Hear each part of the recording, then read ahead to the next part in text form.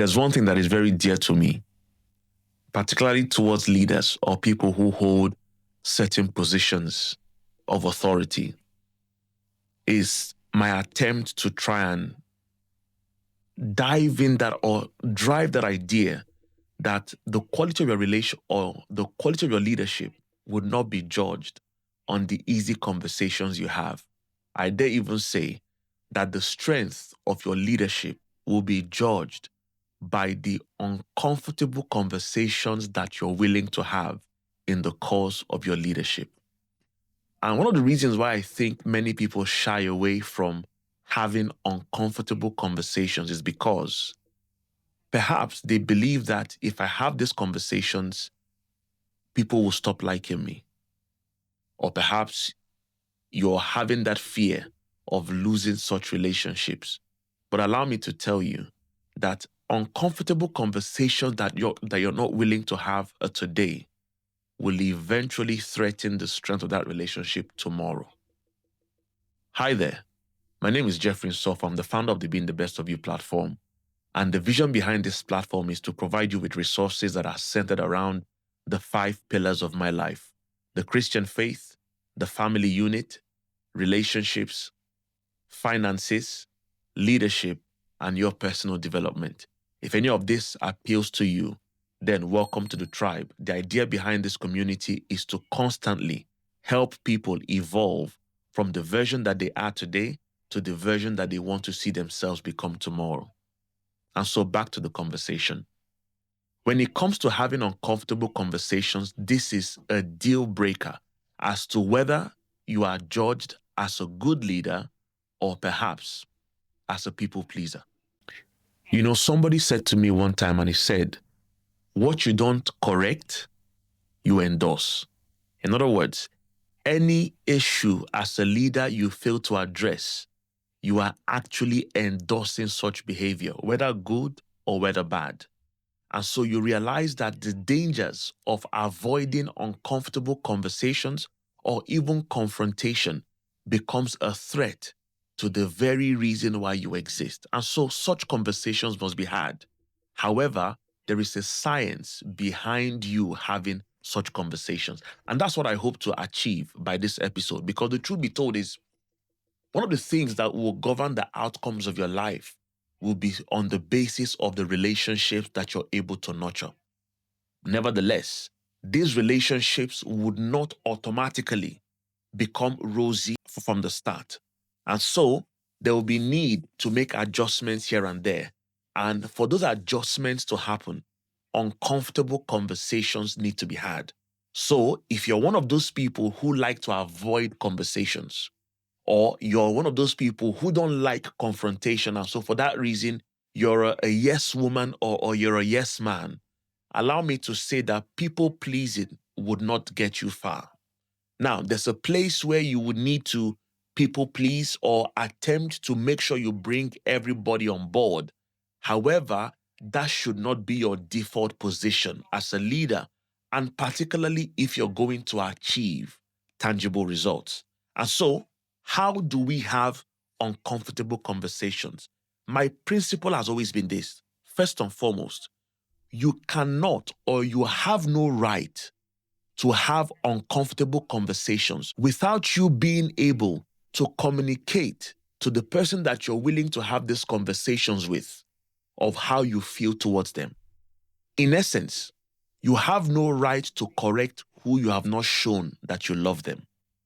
So what that simply means is that as a leader, for me to be able to have uncomfortable conversations with you, over time, I must have communicated, made attempts, either by gestures, either by words, or by gifts, or by time, or by energy, that I genuinely love you and I have your best interest at heart. That's the truth.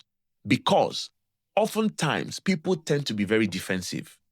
And if you haven't shown how you feel towards them, the moment you start having those uncomfortable conversations, they enter into defense mode. And when somebody gets into defense mode, my recommendation, abandon the entire conversation. abort mission, because the idea or the goal why you wanted to have that conversation is already jeopardized. And so if you're going to have uncomfortable conversations with someone, the first protocol must be establish how you feel about them. In other words, there must have been a track record where you have shown that I love this person means well for me over time. Number two, be very clear on the end goal. In other words, let me give an example. I want to have a conversation with you that is watching this, and maybe perhaps you did something that I didn't like. Rather than me coming all gongs-ho, all guns blazing rather, saying, oh, you did this, you did that, I'm not happy with it. First and foremost, start with the end in mind. In other words, I value our relationship, and God knows that I wouldn't want us to do anything that would jeopardize the quality of relationships. Take, for example, we have a history together. Say, assuming this person, you grew up with this person, or you've been able to accomplish remarkable things together, this is the time to highlight those things so that they know that your idea is not to destroy, but to salvage. And so, second thing that you need to do is to be very clear of the end goal in mind. And in this context, the end goal here is for clearer understanding, such that when you begin to highlight the things that happened or transpired, you are not saying it to destroy the relationship. You are only saying it to address the issue that happened such that it doesn't repeat itself the next time. The third thing is that you must address the issue and not the person. Oftentimes you hear people say, oh, that is how you used to do it. That is how you... In that case, you are addressing the person and not the issue. But what you want to do is to address the issue. And what is the issue this time? I know, for example, there was a time when my wife used to be livid whenever I'm on my phone and she's trying to get my attention. And so the idea was the issue was being on my phone. And so she had to address the issue.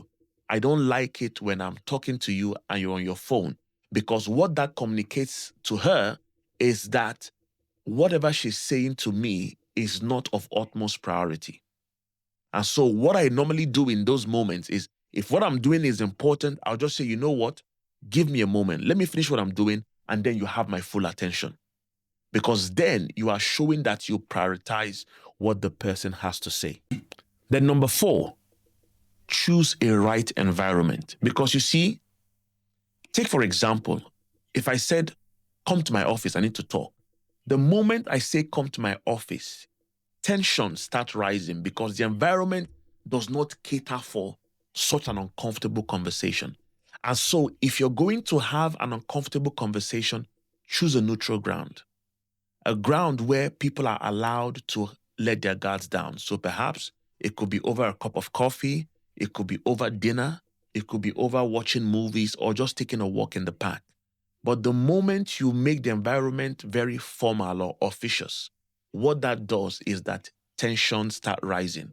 And when tensions go high, allow me to say that you may not even achieve what you want to achieve.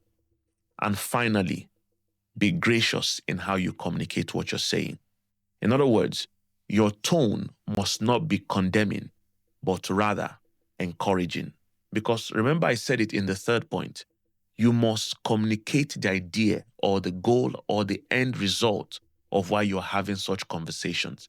Because then what that happens in such conversation is that it helps the person understand that I'm not being attacked, but I'm just trying to be corrected, such that the relationship or the bond that we share is able to be preserved. And the truth be told is this principle is relevant in marriage, is relevant in your place of work, is relevant even in parenting, and is even relevant in the day-to-day relationships that you have. And so you realize that as a person, rather than you choosing the flight technique or choosing the path of least resistance, whereby, you know what, you sweep it under the carpet, that will eventually undermine the relationship. So avoidance is not a strategy in this context. So rather than you avoiding uncomfortable conversations, apply these principles, embrace the idea, and watch how your stance and your integrity as a person is strengthened rather than it being weakened. But again, don't avoid uncomfortable conversations, because what that does is that it enhances understanding, it strengthens the bond of the relationship, and those are the true relationships that you can count on when things are going not so rosy in your life.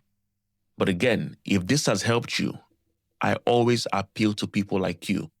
Apparently, we're looking at the stats in the analytics for this channel, and it showed that about 70% of people who watch this content are not subscribers. And what that does is that when you subscribe, you like, you share, it increases the algorithm or the chances of more people like yourselves seeing this content, and their lives are better off for it. But until next time, keep being the best of you, and God bless you. And I'll see you on the next episode.